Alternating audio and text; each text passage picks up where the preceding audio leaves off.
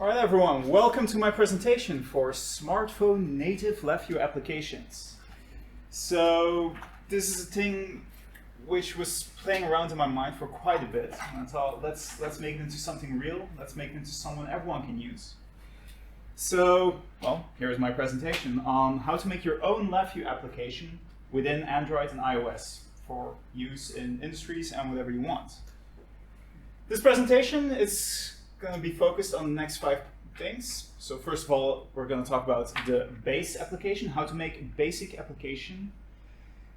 This part of the presentation is mainly going to be focused on, well, the paths I followed from starting to, okay, getting an actual application. After that, we're going to have a look at accessing system resources. So how can you read out the accelerometer, GPS, battery levels, maybe other plugins. There's even possibility for USB on the go, so talking to an Arduino via your phone, or augmented reality. After that, I have some nice little examples to show you what you can actually do, but of course it's not limited by that. I'm going to talk about security, because I feel that's often overlooked. And lastly, I'm going to talk about some interesting libraries. I'm just quickly going to go through them, which you might find interesting for your next project. Before we start, I want to ask a question. What is hacking? What does it mean for you? Is anyone? Just like throwing something together really rough. Yeah, Like it's hacking. actually a good answer. Making use what is available. Making use of what's available, yeah. Trying to do let hardware do things that normally is not dysfunctional. Yeah. Or outside of the lines. I like this group already because most people will just say, oh, it's just breaking into a system and stealing someone's credit card info or something like that. So Merriam-Webster, the dictionary, defines it with, has 2 of the following definitions. A usually creatively improvised solution to a computer hardware or programming problem or limitation. Or a clever tip or technique for doing or improving something. I like this. We started doing this when we were in uni, maybe even before that, just trying to figure out how to do something. Not just based on knowledge we built on all these years, but just looking at, okay, I want to do something, I have no idea how to do it, there's no one that's able to explain it to me, let's dive right in. I'll come back on this towards the end of the presentation. First of all, who am I?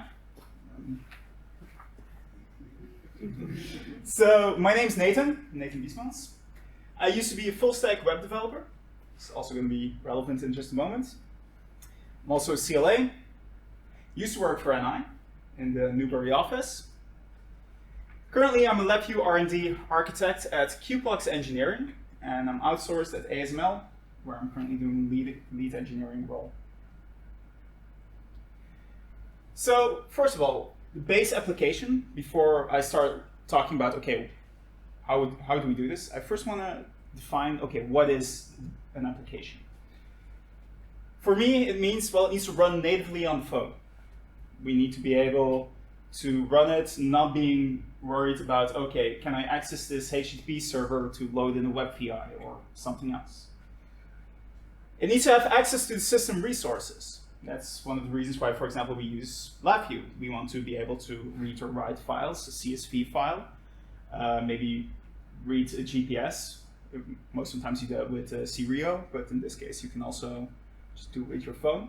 It needs to be a tick client, meaning almost all resources need to be available in the application itself, not just give a neat little front end and in the background just keep on pulling things onto the system. Lastly, I just added this for extra credits. In my opinion, it should be multi-platform. Yeah. I'm sorry to ask a question real quick, but how are you defining native? So it needs to run on the application without, yeah, how should I say that? Like just a native app. When you open up your Facebook or your favorite game, you click on it, and it's part of, well, your phone and not just opening up the web browser, pulling it in, which is actually most of the time standard. Although what I've seen with YouTube in some cases, they, for example, open up an application, InApp Browser, and then pull it in, and then it seems to be native, but it's not really native. You will see this, for example, in the advertisements. So native basically means not using the browser client. For example, yeah. Well, native, but also it needs to run completely on the phone. Just that's the main thing. Also, that's also the reason why I just said that, because I'm getting to the next part. So first thing I want to talk about is Android and iOS. They have this neat little thing called WebViews. So a WebView, you can see it as a little browser in your phone, in which you can load in pages. Now this gives us some nice a nice abstraction layer. With this, we can, for example, say, web page, it runs our business logic. We run that on our phone, but completely separate. And we have a base application, which is platform specific. So for example, with iOS, the code to read out the GPS is not going to be the same when doing that for Android. So for us, it's really interesting to, for example, say, let's shift the logic away from this platform specific platform, so Android Studio or what iOS has, I forgot. And let's shift it to this WebView part. Suddenly all our code, all our logic becomes platform independent. Okay, we still have some part in the base application, and I'm going to tackle that in just a moment. But suddenly all that development, we only have to do it once, and we only have to maintain one set of code. For the next part, I want to pull in an application or framework called Cordova. So Cordova is an amazing application in which we can actually create our own applications just based on web resources. So we can create our own HTML, CSS, JavaScript files, put them into this Cordova application, and it will run on our phone. No need to access remote resources, no need to have an HTTP server running to do anything. So this Cordova application, this is being maintained, and they hold all the, how should I say it, platform-specific code, talking to the GPS, reading your battery level. All of that is being handled by them. You just need to access it. So suddenly, all that abstraction that we said that makes it multi-platform shifts up to the Cordova application that we're making. So the Cordova, they pull in the WebView framework. It provides us, like I said, the system access. So through the Cordova application, we say, okay, I want to read the battery, it gives us the battery level. It also provides custom plugins. So let's say maybe there's something not available, maybe you have some exotic piece of hardware attached to your phone, maybe you have a FLIR camera attached to it or something like that. You can just load in a plugin. If it does not exist, you can of course code it yourself. And it has easy deployment. And that's something I really like, because I've seen a couple of times where people make these amazing tools, but you need to do this and that and that and that, all to just get it running. And you need to do that time and time again, man. I hate that. With this, it's just opening up a command prompt, literally typing in Cordova run, and it runs. So it creates an application, and even if you have the emulator, the Android emulator enabled, it will start an emulator. It's something I'm going to show during the examples. So let's start creating an application. So we have Cordova, we know what WebViews are, let's start. So we start with a WebView. I think that's clear. We need WebVIs just because they're platform independent. I can show a WebVI on a Mac, on Linux, on Windows without any issue, no matter the CPU, GPU, whatever is attached to it. So let's create this little application. Some of you might have already seen it. I've shared it online. Let's place in the Cordova application. So let's say here's our web page, our our HTML, CSS, whatever, place it in there. We built it. Like I said, it's a nice little command, Cordova run. I know it's a little bit small, but during the example, I'll try to make it bigger. And there's an issue. Some of you might already know this. So, NI has done this irritating little thing where no good way around it, where they say, no, you need an HTTP server to do this. And that's annoying. We have this amazing application, we want to start using it, and suddenly we're hitting this wall. Two ways to go around this. First one is going to be, hey, let's open up the build file and try to fix this build so that it no longer tries to access a remote resource, but tries to access everything locally. This is somewhat doable, but it's a lot of effort, and then we lose the entire benefit of quick development. So the other one is, well, throwing up your hands in the air and saying, okay, fine, I'll add an HTTP server, but I'll add it to the phone. So suddenly your phone itself is going to serve the application to itself. So this is the way how I got around this limitation to allow LabVIEW or the WebVIs to actually completely load in. So first of all, I add an HTTP server. This is just a plugin to that you can load in. This is done by someone externally, but I've added the links. After we added the HTTP server, wow, we launch it on startup. So literally saying, when we start up our app, the app itself is only doing one thing. It starts the HTTP server. HTTP server starts, we point it to a folder. So we have to point to our server folder. This is going to be part of our Cordova application, but it's nicely packaged, taken along when we create our installer for iOS or Android. We start it up, so we provide file path, we do all of that. It's all documented. I'm not going to go too deep into that. So we store our application in the folder. Next up, this is also a limitation that I got to, and this is a limitation of Cordova. There might be a way around this. I haven't figured it out yet, so maybe you can hack it in the future and figure out a way and make me feel stupid. Please do, by the way. It would be amazing to see this. But so we can open up an InApp Browser, and so this is what I said with, well, YouTube also does this, but you don't really notice it. When it opens up an advertisement, it actually opens up an InApp Browser and loads in that web page. Instead of accessing remote resources and doing whatnot, no, we just keep it local. This is just a workaround in the framework to make this work. So we add the InApp Browser. This is, again, just a plugin, standardly provided by Cordova. We need to make a small update to the config file. I've also added that to the manual that's online. It's just a small little thing that needs to be added. I'm not going to bother you with that. It just means otherwise your page is not going to load in. We load the InApp Browser on server startup, meaning once the server is started up, we just say, okay, once the server started up, please launch the InApp Browser with this web page. Now, this InApp Browser has a lot of functionality, a lot of arguments that we can add to it. All of this is done in JavaScript.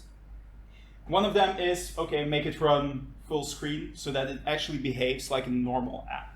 We don't see any edges, we don't see it's running on top of another app. It is the app.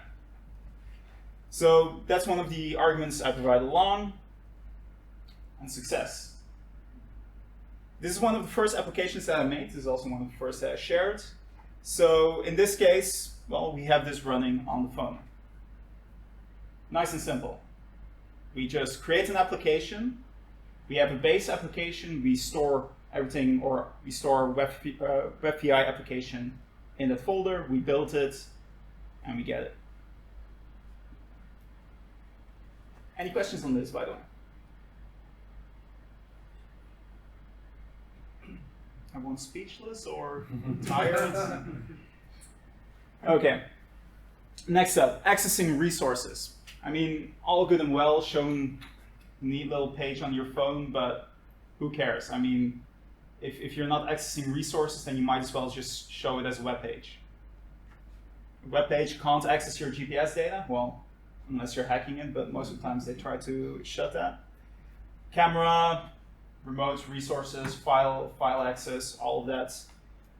Well, we can do that now with this application. So accessing resources, first of all, I'm going to talk about receiving requests. So how do we send data from the base application, which is actually doing all of that base-specific or platform-specific implementation? How do we get data from there? So let's say we want to know the battery level. How do we get that data? Then also sending requests. So maybe you want to start up a trigger or a constant check on the GPS to constantly update its GPS coordinates. Different strategies on how to send requests. This seems weird, but I'm going to talk about that. It'll be clear in just a moment. And then finally, the examples. So first of all, the receiving requests. So the InApp Browser itself is really powerful, in my opinion. It is the person that designed this, in my opinion, had this in mind to actually have your application running in there. Just with all the arguments, with all the functionality in there, someone was thinking of this.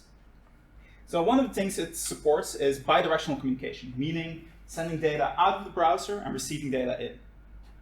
So let's say we want to ask, okay, what's the battery level? Then the Cordova application can send back. So one of the things we can do is say we can execute a script in the browser. What that means is, well, we create a little JavaScript piece of code and we just say, okay, run that within context of LabVIEW. So Cordova says, oh, this browser, please execute this piece of code. Then it will run in that code, in that browser, and then suddenly it becomes a resource LabVIEW can use. Really interesting, because that means we can tag some data to it and suddenly it becomes available in LabVIEW code. Another interesting thing is JavaScript is a scripting language. This is something I find a lot of us LabVIEW developers forget. It's not just creating an application and it's static. Once it's in an exe, you can't change it. For example, with JavaScript, it's a scripting language. We can actually on the go change the script. Meaning, for example, we can assign a variable and then change the value that's associated with it and then execute that as if it's a static script. So once we run that piece of code, we say we want to run a string, we want to assign a variable. So we, for example, say, I have this variable, myVar, which equals 1, 2, 3, and suddenly that works. As a string, it's being executed. Let's say I suddenly want to dynamically make variables. It's not an issue. JavaScript will just do that for us without any issue. So we can store data in it, we just need to access it, which is already built into the WebViews. We can run our own little JavaScript pieces of code. I'm going to show during the examples a really easy way to access these, by the way, so that coding effort is nearly nil. But so, yeah, we can access something. So for example, if that's my battery value, we can just directly pull it in after the Cordova code, which is platform specific, has accessed it. Now sending requests. So let's say we want to know the battery level. How do we tell the Cordova application to do that? Well, we send a request. Well, before we start, there's this stupid little hiccup.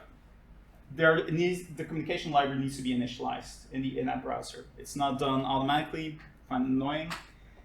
I found the easy way around that is just send an empty command from the Cordova code to the InApp Browser, and then suddenly it works.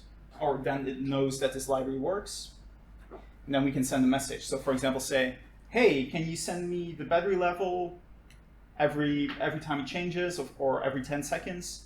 And then the Cordova code will do that, sending code back, data back every time, which we then can access within our base LabVIEW application. I typed this out. Do like me and just copy paste it whenever you're using it. So next up, the strategies. So when we send code back from from LabVIEW to Cordova, we can do two things. We can just send a command with data, i.e. our QMH, and just say, okay, send a command.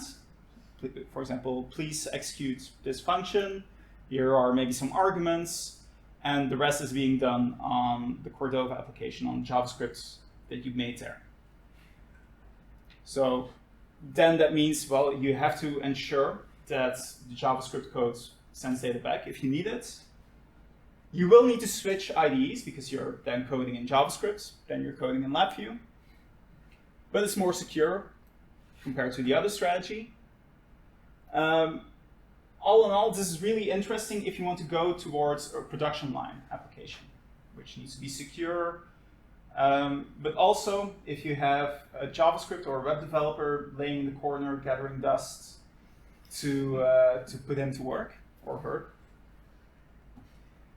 The other option is, well, send script to execute. Remember again, JavaScript is a scripting language. So we can automatically or dynamically generate a script with specific arguments, and then just send it to the base application. We'll then interpret the string as code. Again, dynamically generating the code. For example, during the examples, the base application is still the same as the initial code that I made, just because I used this strategy. It's great during R&D, so send code to execute. We can make return request part of the code. But mainly, it's easy for R&D. We can just stay within our IDE. We can just, within our LabVIEW application, just make a string, format into string, whatever, to say, okay, please run this JavaScript code and dynamically generate the code. The only issue is it's potentially insecure. So we currently have a server running on our phone. Okay, already added some securities in there saying, okay, no one externally can access it, but still, if you have a bad actor app, it could potentially access it. This, well, we can format our way of how the code looks like. We can add layers of security on top of that without any issue. This, while we're sending strings, we're sending scripts, we're sending codes which will be executed without thinking.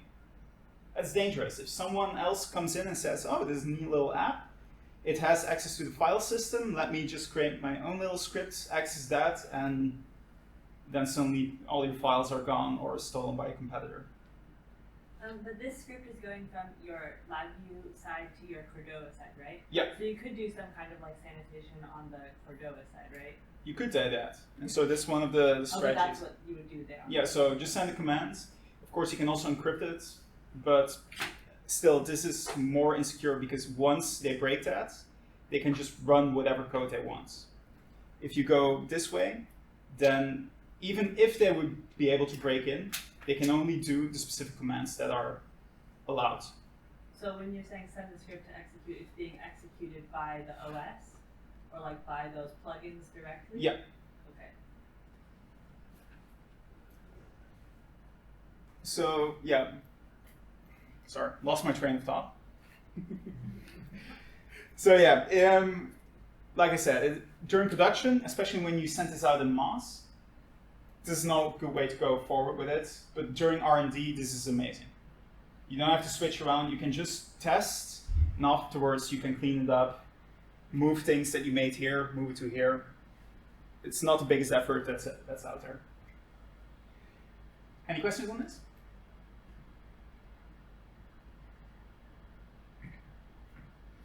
Okay. So let's get into the examples. Maybe it'll become clear once I start showing code. So I made this, one of the examples I made is an inspection tool. So let's say you're walking through, let's say, an oil refinery. It's quite big, and you suddenly see a leak. Take out your phone. Instead of having an application, instead of creating an application in Android and suddenly saying, oh no, I have an iOS phone or use company provided phone, you can just use your own phone, have the application, take a picture. So take an image of the point of interest. In this case, I sent to a system link server. The only reason I did that was I was too, I didn't feel like creating an HTTP server, so I just used system link. And then it can be reviewed later. So you can pull it in, maybe do an analysis on it, put it in some other queue, have some other person looking at it, whatever. So this brings me to the code. I already had the web page on. This shows you it also works with the phone already. So in here, I have my inspection tool, my application. So I can show that here.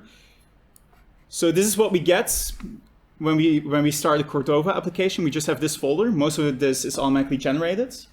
There are tutorials on this all around. I'm not going to make this in the workshop because otherwise I really can't do this in an hour. But we have our www folder in which we can add our application. In this case, that's the index.html. And then we also have the my page, which contains the actual application, our WebView application. So to run this, you just make sure that you have the correct keyboard layouts. You start your command prompt in that folder, and then you just type in Cordova run. That's it. It starts building the application. This might take a few moments. And then if you have an emulator enabled, it will start the emulator.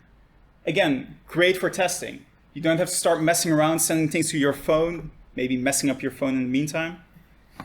All of this is done just here. In this case, I need to do one more thing. I accidentally used my home, or the IP address of the server at my home. No place like home.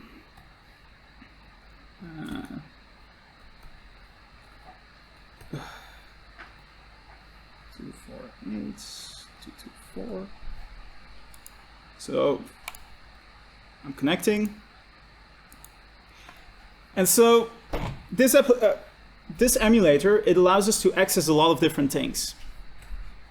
For example, we can make some dummy battery information or location information. Maybe you want to play around with the microphone. You can do all of that. In this case, I'm just going to leave that as it is and say I'm going to take an image.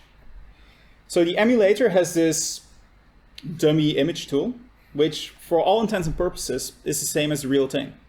As far as your code knows, it will be the same thing. And say take an image. I have no idea why it mirrors that, it just does. And I can say, and I can give a remark.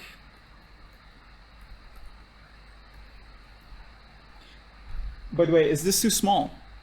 It is small, yeah, but I don't think we can do anything. Maybe you can set the desktop resolution lower. Yeah. Zoom factor.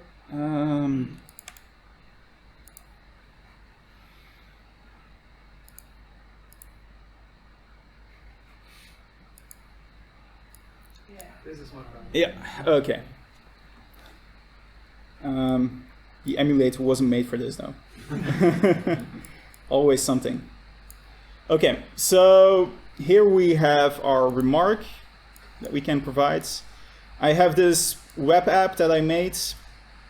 I was playing around with my phone just a moment ago to test if that works. And I can say save inspection. Normally, if I look here now, there should be data available. So there's data in my queue, meaning system link received something. So I have this little button, and then we have hello all. So this went through the entire stack, going from the Android application to the system link to this web page. Of course, you don't have to stick to system link. You can have your own HTTP server. Anything you can do in the WebView, you can do in here.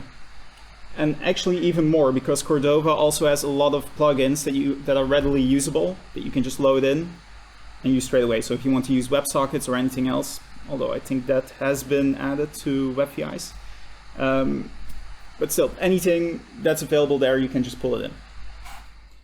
But, so okay, this is one of the examples that I can provide. So this, for example, accesses the camera, but also something that's interesting when you take an inspection is, where was it taken? What were you looking at? What were you aiming at? So for example, here we can have a look. When we take this image, underneath, it also takes telemetry data. What was the orientation of the phone? What was the heading? So what was our compass heading? And our longitude and latitude. All of this is directly available, as in through the GPS objects in JavaScript, and also contains a lot of other information. Daytime, heading, through GPS, speed. All of that is within that object. So if you need it, it's just a question of taking that object and showing it on the screen, or adding it to, in this case, system link. I'm really curious on how NXG is gonna fare with the screen like this. Talking about things that were probably never done before. Ooh, that's hard, but I think it's doable. Okay, credit where credit's due.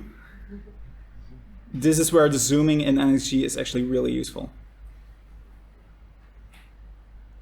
Okay, so the application is fairly simple.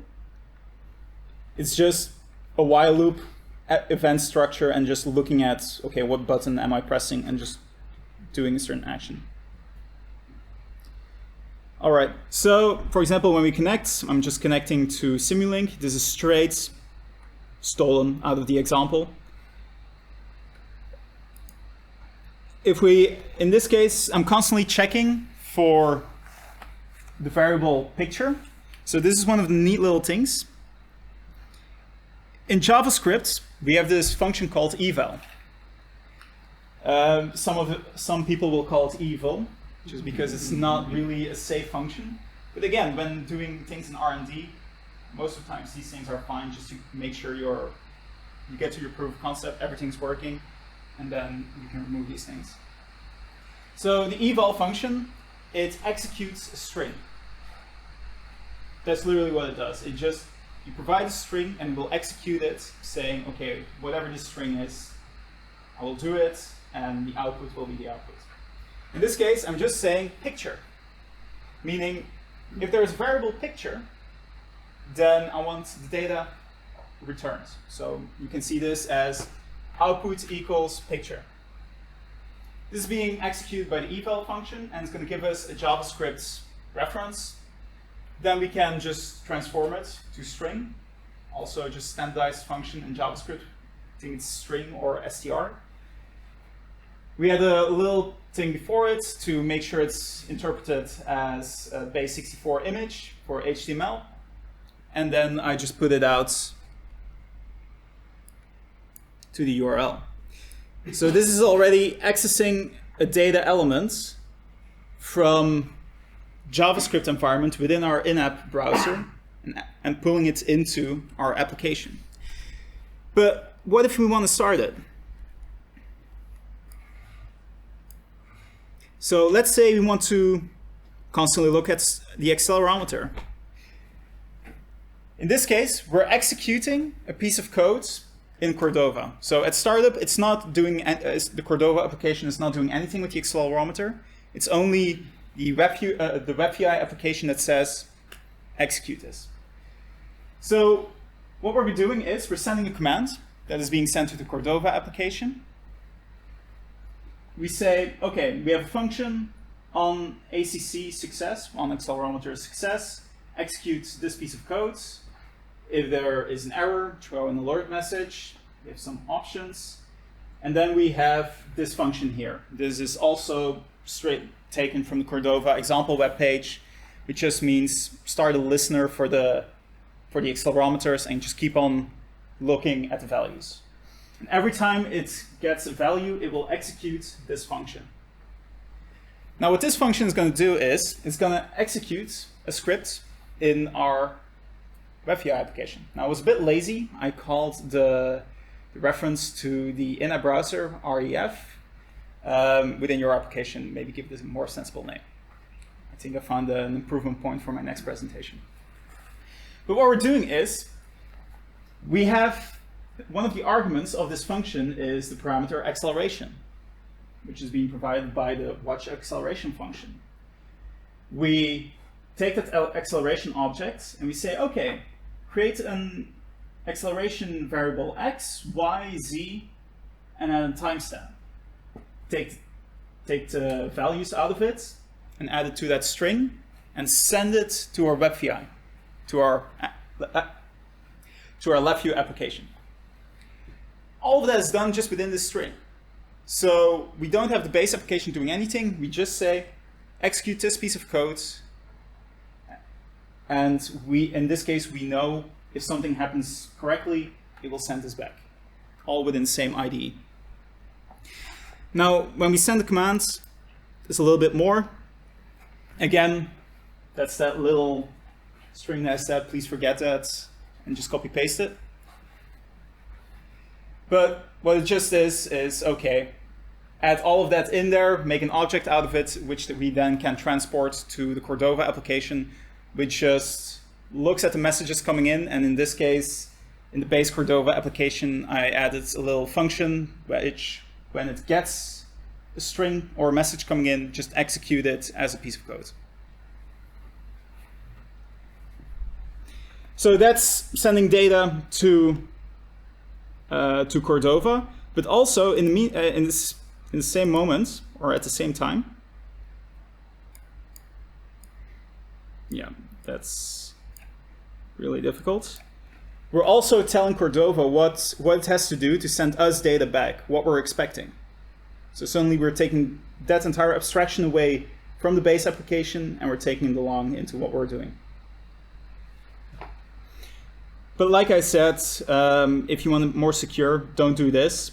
Send it in the Cordova application itself, in JavaScript, and then you can, for example, say, start accelerometer listener, for example.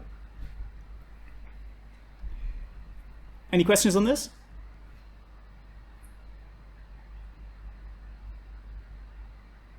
No. Come on, it wasn't that clear, or is everyone just tired? I think it's really clear. I can Quite neat. Yes. It's really nice. Yeah.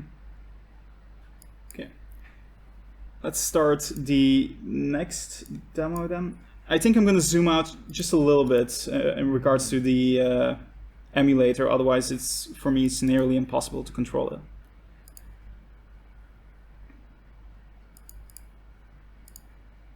Let's see what the recommended is, if that's okay.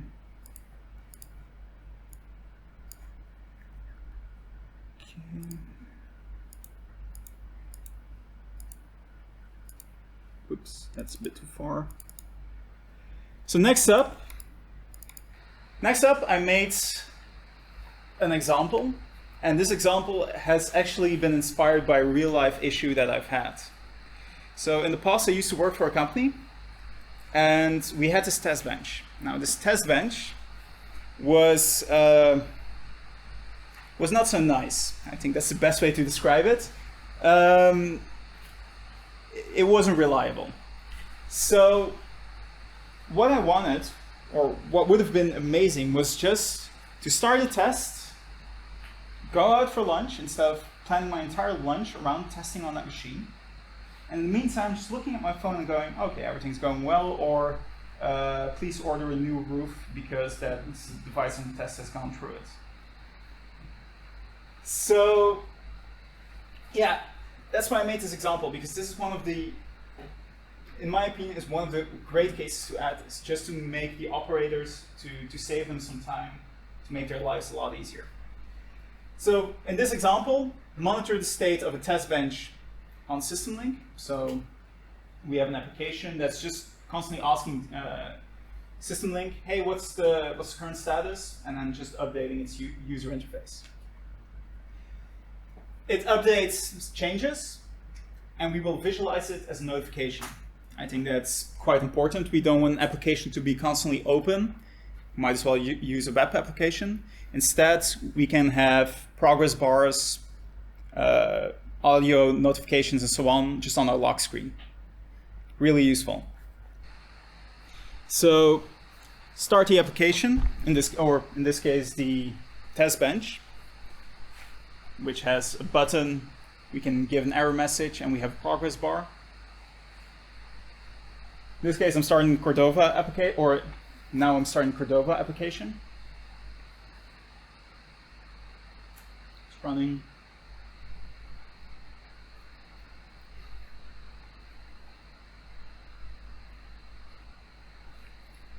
So I'm connecting. Oh, the application is still loading, then I'm connecting. Bit too quick. So now it's saying there's no connection. Now there is.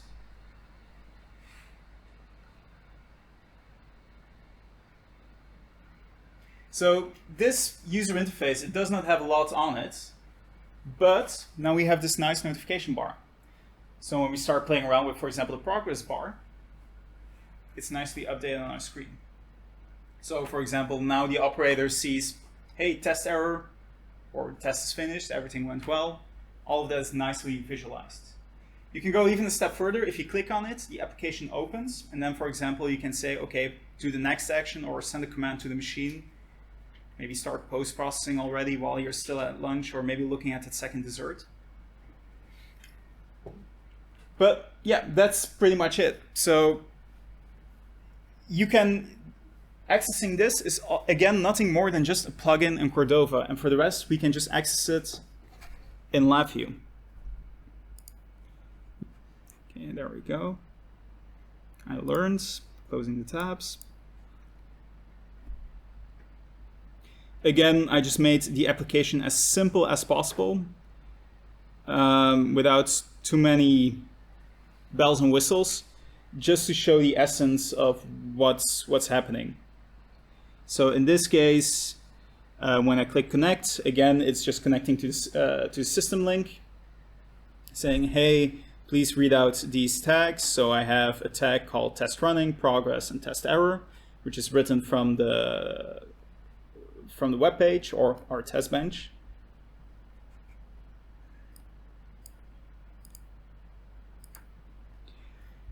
Then every time we have a timeout event, which is just standard with an event structure, in this case that's 200 milliseconds, we're just reading this tag. So in this case, test error, test progress, and if the test is running. I added some business logic to make it a little bit fancier, but yeah, don't think too much about it. And in this case, we're sending a command. So we provide an ID, which is defined by the plugin to define, okay, what pop-up are we talking to? We have a title, in this case, my amazing test bench. We can add some text, we can add a progress bar, we can say add it to foregrounds. There are a ton of different options. Their GitHub page is just bursting with information on things that you can add. So you can add pictures, you can add buttons, you can add selectors. For example, error occurred, or do retry, please validate data. All of that can just be visualized, and you can click on a button, multiple buttons. You can even make it like a media player. That functionality is all there. So have the multimedia player buttons on there. So all in all, this is just the same thing, except for in this case, we're not asking for any data back. I mean, it's a pop-up. But of course, if there are buttons, then of course we can say, if in that case, please send to this variable or whatever. So that's pretty much it. So send the commands. The internals of that one is exactly the same as the previous one. The only thing that I forgot in the previous example was to show you the JavaScript codes. Maybe something I should have asked in the beginning of the presentation. Who here knows JavaScript or has used it?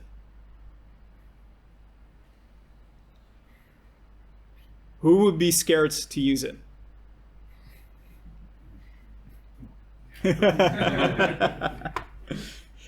Just to be special.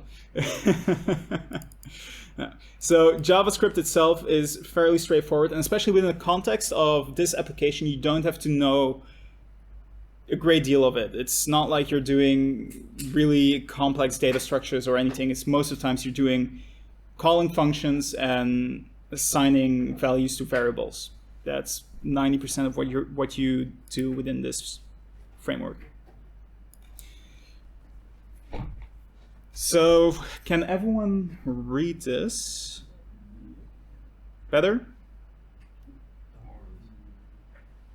Just say stop.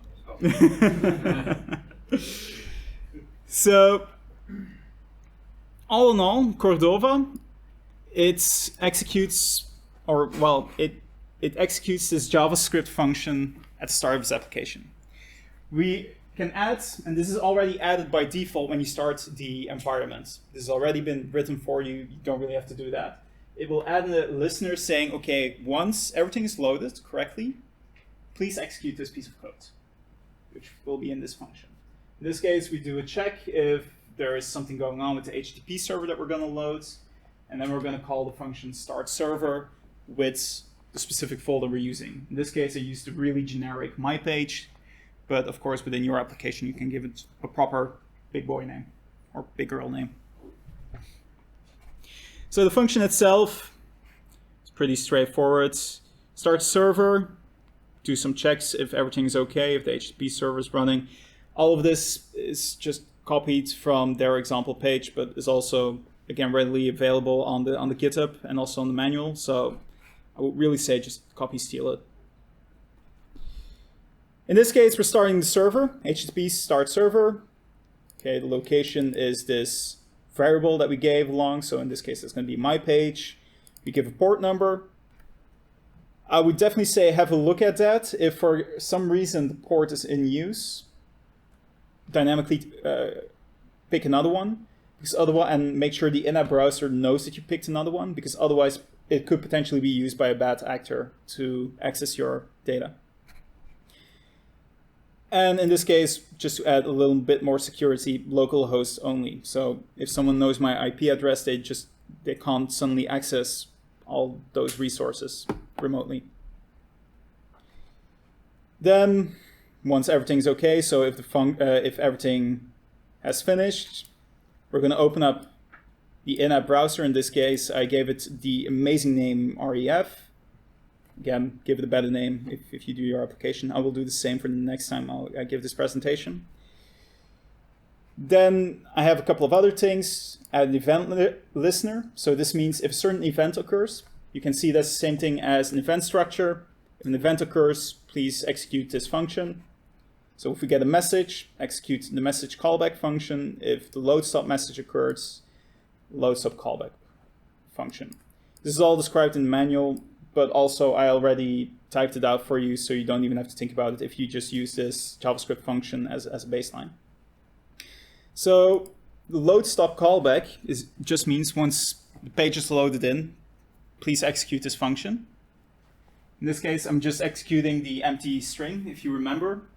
If you want to send data from the InApp Browser to the base application, the communication library needs to be loaded in. And I gave you the neat little tip, just send an empty string, and then it will automatically be loaded in, and you don't have to worry about it.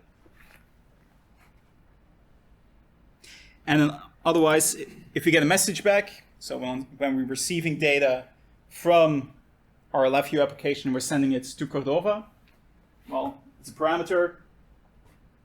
We take it, and in this case, we're using the Eval function, and say, okay, take the code we want to execute and just run it. And in this case, I added this try catch around it. Just if something goes wrong in it, maybe you formatted the string wrong, then suddenly not all hell breaks loose, and you can actually see if something went wrong and not just say, hey, nothing's happening, what's going on?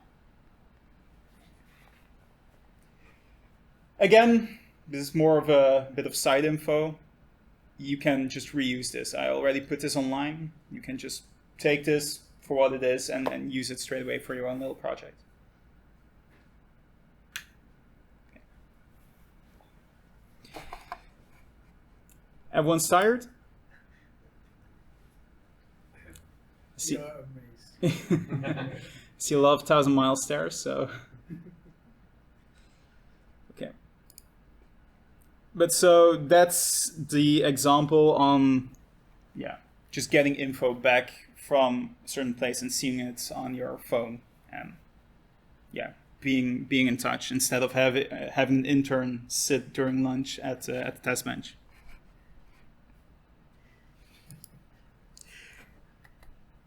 I used to be an intern at some places. I know what it is. So next up, security. I already touched on this, saying, okay, we have an HTTP server running, even though it's locally on our machine. We can't always control what's happening on the machine.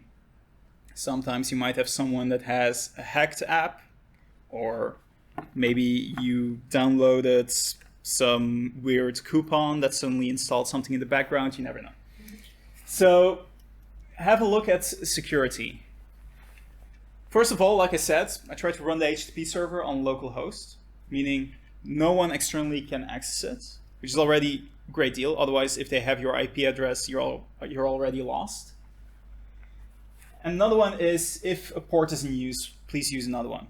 So this is actually one of the techniques hackers use. So if you try to access a server, just put a server in between and make sure they try to access that one. So then suddenly they start sending requests to you. You're acting like you're the real thing, but actually you're just stealing all the data or maybe sending some malicious code. So in this case, that's a good way around it. So if something else with a server on that port is running, change it, make sure the InApp Browser knows, then at least you're safe. Safer. Another thing is the web page being called. So we have our our LabVIEW application, but let's say someone figures out, okay, what port you're using. They figured out the commands you're sending. How do you know the application you're working with, you're sending data to, is actually the Cordova application and not a secondary application running on the side? Because it's running as a web page. So in that case, if that's a worry to you, add in some verification. So currently we just had plain text strings. There are a lot of encryption functions straight available, even in Cordova, but also in LabVIEW. Just use them, stay safe. You can't make, I just want to say, you can't make things 100% safe. You never can do that. Eventually, even 10 years from now, someone will find a way to break it. But you can make it a lot harder. And that's the thing. That's true nature of security. Try to make it as hard as possible. It's one of the best ways to do it. And of course, contact the security experts should it be necessary. This is just me saying, do these things and it's better. But there can always be, maybe within the context of your application, within the context of your company, within the context of your phones, something might be a security breach. If that's an issue for you, make sure you contact someone who has a lot more knowledge on this. Okay. Next up, some interesting libraries. Given this presentation is just going to be shared, I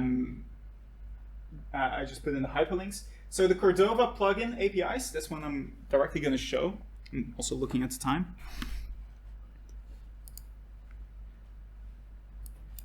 So the Cordova environment itself, it already has a lot of APIs straight out of the box. You just need to say add it to your application, but you don't need to pull it in somewhere from NPM or GitHub or anywhere. So for example, the battery status or the camera. So the camera is, for example, one that I used in the example. Or maybe the, let's see, the InApp Browser. So for example, here there is information on all these different options that I set. So if you want to tailor make it to your needs, then just have a look at this page and you know, okay, I just need to change these arguments. Or maybe vibration, if you want to annoy someone. And you can just say, okay, what do I need to do? Navigator.vibrate.time. Okay, so let's run this code, send it to the phone whenever we need to vibrate. So for example, if an error occurred or there is some issue, send this code to Cordova and then Cordova will do the rest. No need to think about, okay, what IO pin is my vibration motor attached to or whatever. No. Nicely done for us.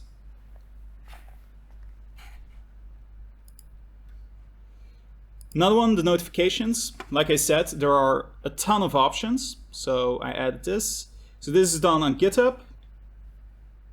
So this works for, like you can see, for both Android and iOS. Ton of different properties that we can add, icons, triggers, LED. So if your phone has an LED that we also want the LED to run in a specific color, stuff like that. All of that can be just done here. So for example, do you want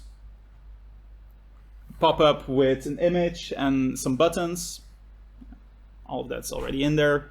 You just need to access it from the LabVIEW environment. I'm going to let you go through this because there's a lot. One that I find interesting is the USB on the go variant. It's small library. We have a small phone. Most of us have a couple of dead phones where maybe the battery is dead or the screen is cracked, but it's still barely usable. Then we can, for example, use our phone to control an Arduino. Suddenly we have a computer with I/O, GPS, accelerometers, everything, a camera for 15 euros. Let's say 8 euros if you use a knockoff Arduino, which you can fully control with LabVIEW. That's pretty much unheard of. You can also use augmented reality. So there are some people that were using that. So suddenly you can make an entire augmented reality application within LabVIEW. Just use what others made. What I'm trying to get to with this is we are so used to the LabVIEW environment, the JKI packages and so on. With this, suddenly an entire new world opens up for us. We can start looking at, okay, what are these other repositories? What are others making? And how can we pull it in? Now, in this case, it's in the context of our phones, but still, we're not stuck there anymore. We can start looking at other places and also gather that knowledge.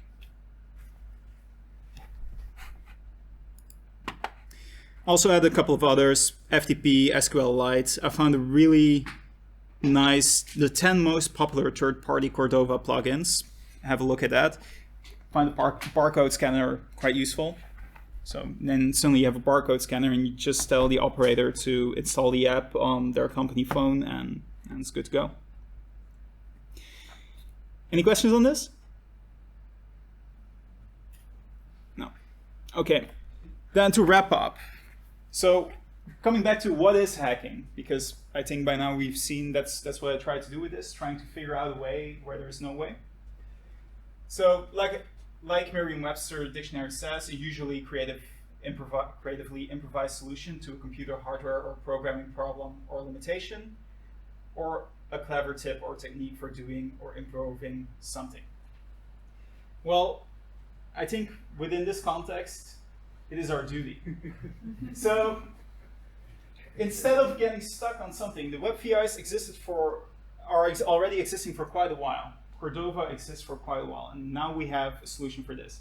But there are tons of different roadblocks, seemingly dead ends within the LabVIEW environment. There are no dead ends, we just need to find a way to break through them. So with this message, I want to say, look for those dead ends and try to figure out a way to break through them. Suddenly you will be the ones carrying LabVIEW further, instead of waiting for other companies to do it.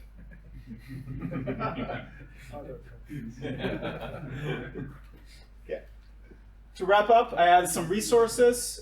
So Cordova, to install it, to get the emulator up and running, I added this amazing installer guide by Tom Spencer. I also added my GitHub, where you will find demo codes and maybe other stuff that you might like. And I also provide the link to the guides that I put on the NI page. So it's a nice step-by-step guide on how to make your own application starting from scratch. Now with that, I want to thank you for your patience and your attention. And are there any questions? I had a question. Yeah. Did you try talking to something else than System Link? Like, can you have direct communication within your own local network, or? Technically, you can. I just have a System Link server running on my computer, and I was just communicating with that. Yeah.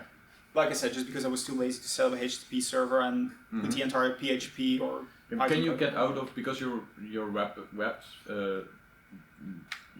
app is running in the Corona environment, right? Can you get out Corona environment? So can you get out of it with just almost native LabVIEW functions? How can you get out of that Corona environment? Cordova. I don't know. Well, Same. Currently, it's also a Corona environment. Yeah. No, unfortunately not, because those base LabVIEW functions, they're still using that, in my opinion, ancient philosophy of using a specific compiler, Oh yeah. which is only maintained by NI. With this WebVIs, you can actually break free of that. You're not fixed to what NI says that you can and cannot use. No, which are very or semi-limited to the HTTP web stuff on that. On However, your Cordova. However, I'm feeling a roadblock. Yeah. I'm feeling a dead end. No. Now, for example, one of the things you can do is say, okay, have it running on your server. I mean, I wouldn't do a lot of image processing on this. No. But what you can do, for example, is say, okay, send it to your local server to do the processing on the server. Yeah. Which is already open. So just send it on system link as a message, process it, get a message back, and then you have your processed information. Is a workaround that I can think of just top of my head. The system link is just a middleman, right? Yeah. Okay. Good question though. Anything else? Would you use it for already for production? Would you use it inside the company? I want to use it, but in all honesty, I just made this a month ago because I had a sports injury. So no real time yet to roll it out. But I'm already using it within, for example, at home in my greenhouse to have a look at everything. I used to run everything on a Raspberry Pi, but I found it easier to have it running on my phone to keep an eye on everything, read temperatures and stuff like that. And licensing? Cordova has licensing is free. It's free in. I don't know the exact licensing agreements. That's something you have to look up, but it's a good question though. I do know that we used to use it within one of the companies where I was interning. Let's see.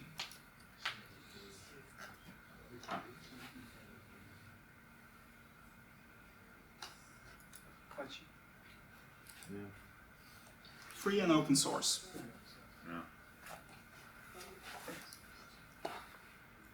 Free as much as free is. And it's also running on iOS. iOS, I saw. Yeah. But the work works. I saw one line below the page you was showing. So that's of course the downside if you're working with multiple platforms. Some platforms will support certain functionality and others don't. And then you have to think, okay, do we want to make the code so that it only supports common elements, or do we want to say, okay, you can use everything you want, but depending on the operating system you're using, there are going to be limitations. It's unfortunately something you can't go around. That's what we mean with it works. Yeah. If you use an iOS, you get this functionality not. And of course, iOS also has this annoying little thing where you need to have an Apple, if I remember correctly, to actually make Apple applications. Yeah. So, in instance, if you have the finished application, is it just tags like APK and then you upload it to Google Play or something? You could, for example. Okay. So, the app on my phone and also the app I shared on LinkedIn, it's just an APK. So when you type in run, I can quite easily show this.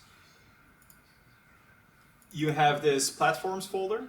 In this case, I have Android because I haven't compiled it for iOS. App.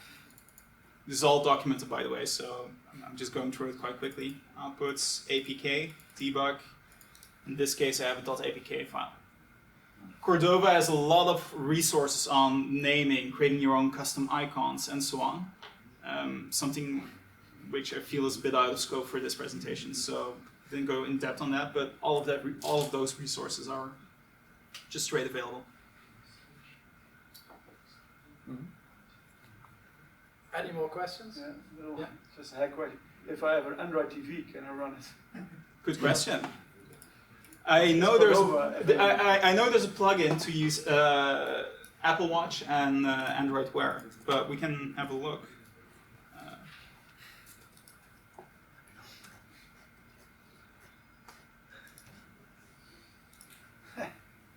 Well, there's already a plugin. I see possibilities. Yeah, I mean, with this, I just opened the door. I'm not showing the entire roads. I don't have a map on where you can go. It's a complete new playing field. That's I want to get at. So explore, hack, try to figure stuff out, and prove me wrong that the InApp Browser is a solution, please, because that's still a big quirk that I hate.